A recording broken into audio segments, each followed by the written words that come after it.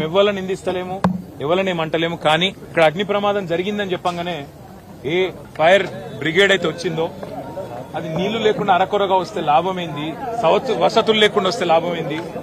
వచ్చిన ఆ fire service వాళ్ళు కూడా మాకు మాస్క్ లేదు కాబట్టి లోపలికి పోలేకపోతున్నామంటే ఇంతకంటే అన్యాయం ఉంటుందా?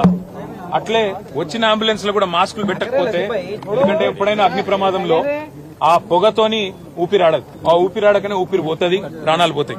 అట్లాంటప్పుడు ఆక్సిజన్ మాస్కులు లేకుండా, అట్లాంటప్పుడు వచ్చిన అంబులెన్స్ లో కనీస సౌకర్యాలు లేకుండా వస్తే ఎట్లా? ఆ సౌకర్యాలు ఆ ఫైర్ ఇంజన్ ల అంబులెన్స్ లో ఉంటే కొన్ని ప్రాణాలు బతుకుతుండే, కొంతమంది అన్న మా వాళ్ళు బతుకుతుండే అనే బాధ. ఇలా రాజకీయం లేదు, ఎవరిని తిట్టేది లేదు.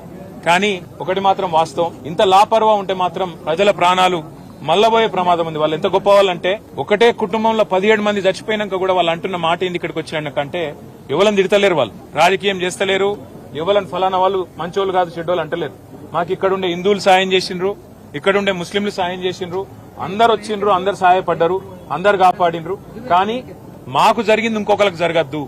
కనీసం ఇప్పుడన్నా ప్రభుత్వం మేల్కొనాలే, ఇప్పుడన్నా ముందుకొచ్చి ఈ రాష్ట్రంలో ఈ నగరంలో మళ్ళొక్క ప్రాణం ఫైర్ యాక్సిడెంట్ లో పోకుండా కాపాడండి సార్, మాకు అంతకంటే ఏమొద్దు. దయచేసి మీరు వచ్చిండ్రు సంతోషంగా, భవిష్యత్తులో ఇట్లా కాకుండా చూసుకోండి అని ఒకటే ఒక్క మాట వాళ్ళు చెప్తున్నారు. నేను ప్రభుత్వాన్ని కూడా అడిగేది ఒకటే, మీరు దయచేసి రాజకీయాలు నడుస్తూనే ఉంటాయి, తిట్టుకునుడు, మనం అసెంబ్లీలో తూకిత్తా అంటే మైకిత్తా రోజులో నడుస్తూనే ఉంటది, మేము దాని గురించి రాలే. కానీ ఇప్పుడన్నా ఎండాకాలం వచ్చిందంటే మున్సిపల్ మంత్రి గాని, మున్సిపల్ అధికారులు గాని, పోలీసు వాళ్ళు గాని, ఫైర్ ఇంజన్ వాళ్ళు గాని ఓ రివ్యూ పెట్టుకోవాలి, సమీక్ష చేయాలి, ఎక్కడ ప్రమాదం జరిగితే. ఎందుకంటే ఇది densely populated area, old city అంటే ముఖ్యంగా చార్మినార్ అంటే ఎక్స్ట్రీమ్లీ డెన్స్లీ పాపులేటెడ్ ఏరియా. ఇక్కడ ఒక ఫైర్ ఇంజన్ రానికి పోనికి కూడా జాగుండదు, తెల్లారు లేస్తే అంత ట్రాఫిక్ ఉంటది ఇక్కడ. మరి ఇక్కడ ఏమన్నా అయితే ఎట్లా అనే ఒక ఆలోచన ముందు నుంచి ఉండాలి.